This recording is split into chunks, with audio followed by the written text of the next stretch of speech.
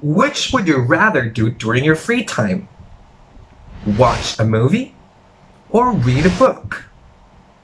Hi guys, welcome back to my class. This is Teacher Adam, and here is your weekly dose of English lessons.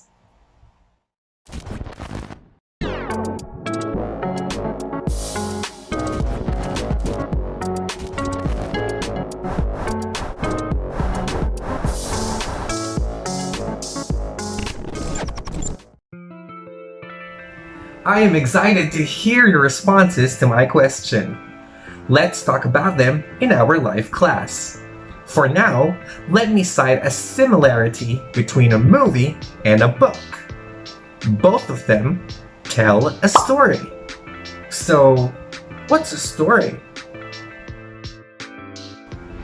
A story, also known as a narrative, is a connected series of events that is expressed through spoken or written words, images, actions or performances, or other forms of communication.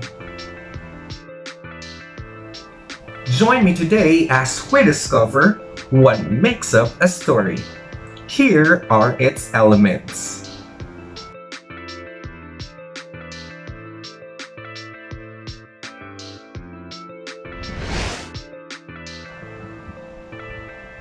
The first element of a story is the plot. It tells us how the events in a story unfold, through which other important elements of the story are revealed.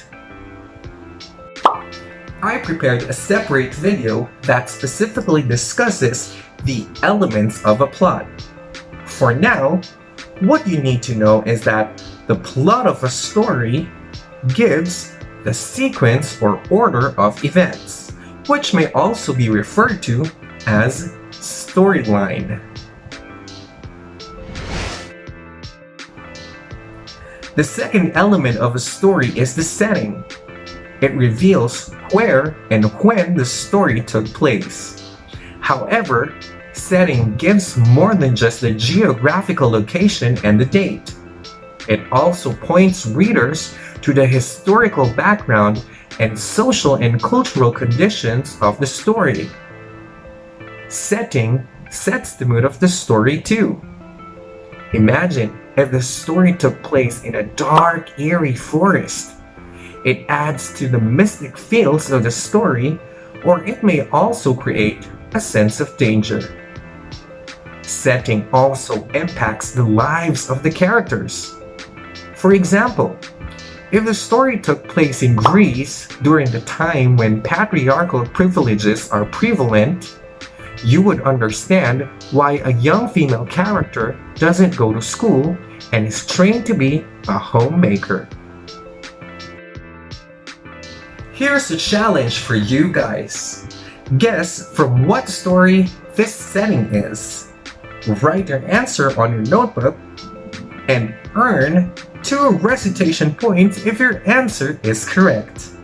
I will reveal to you the correct answer during our live class.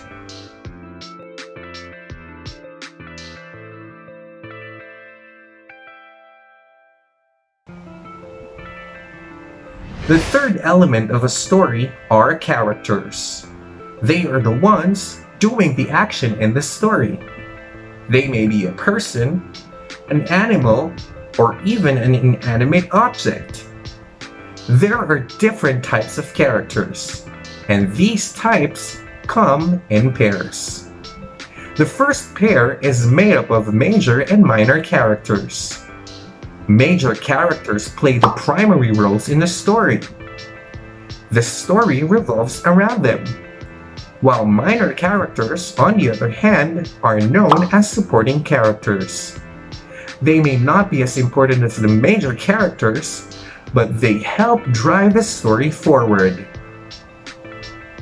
In your all-time favorite fairy tale, Cinderella, Cinderella is obviously the main character, and the fairy godmother is a minor character.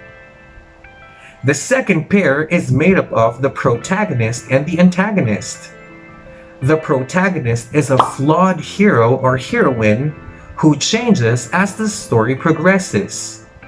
The antagonist, on the other hand, prevents the protagonist from reaching his or her goal, popularly known as the villain. In the novel The Little Prince, the boy is the protagonist. His journey made him learn about the realities of life, while the snake is obviously the antagonist, as it tricked the little prince that caused the end of its journey. The third and last pair is made up of round and flat characters. Round characters are considered complex and undergo development, which involves changes. Flat characters are relatively uncomplicated characters who show no change throughout the course of work. Take Pinocchio and Geppetto as examples. Pinocchio is considered as a round character as the boy experienced different changes.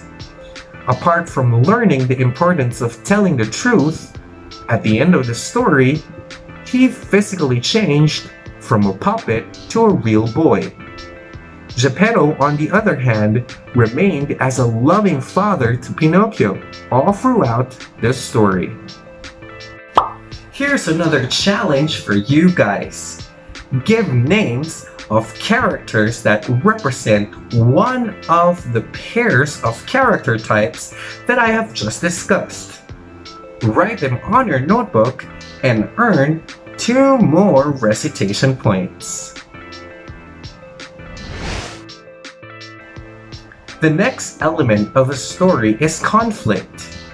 This refers to the challenges that the characters face or the problems they must solve. Conflict spices up the story and makes it interesting. It also sets the trajectory of the story, which leads to the highlights. In my next video, I will specifically give you the different types of conflicts. For now, here's your last challenge for the day. Earn a recitation point by naming the story which had this conflict. Write your answer on your notebook and I will reveal it to you during our live class.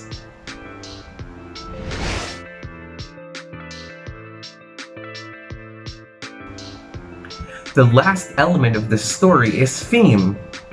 It is the central argument the author tries to make the readers understand. It includes beliefs, lessons, and ideas that the audience will get from the story. The theme reveals the why of the story. Some common themes in literature are love, war, revenge, betrayal, patriotism, grace, friendship, and treachery.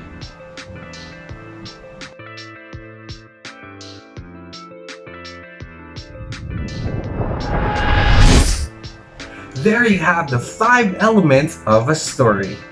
So it's now time for us to check how well you understood the lesson for today. Here is your homework number 17.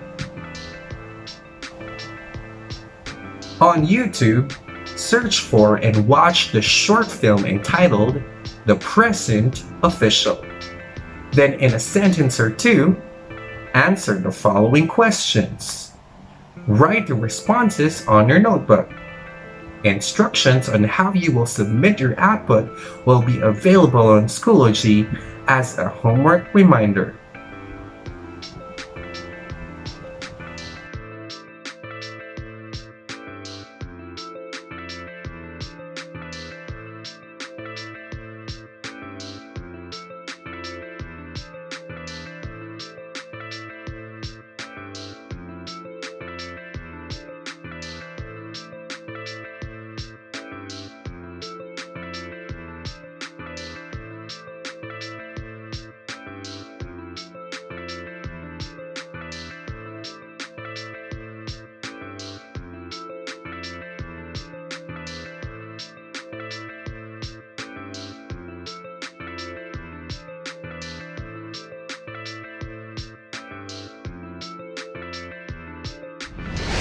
It's now time for reflection.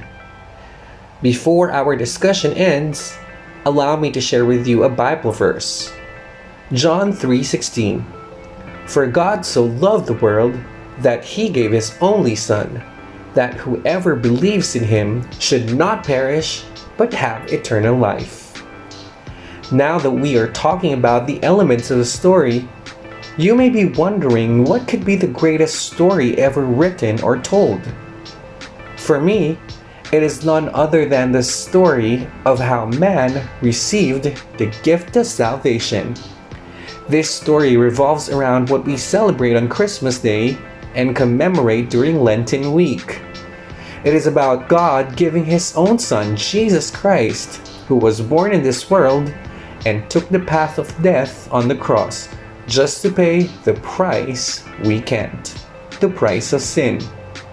Because of Jesus, we receive hope that whoever believes in him will no longer die in sin and be punished, but will receive the gift of eternal life. I don't think there will be a story better than that. Praise be to God. That is all for today's video. Thanks for watching. For questions and clarifications, take note of them for the meantime, and let's talk about them in our live class. Or you may also book a consultation schedule with me. I sincerely hope that you learned something today. See you on my next video. Stay safe and God bless.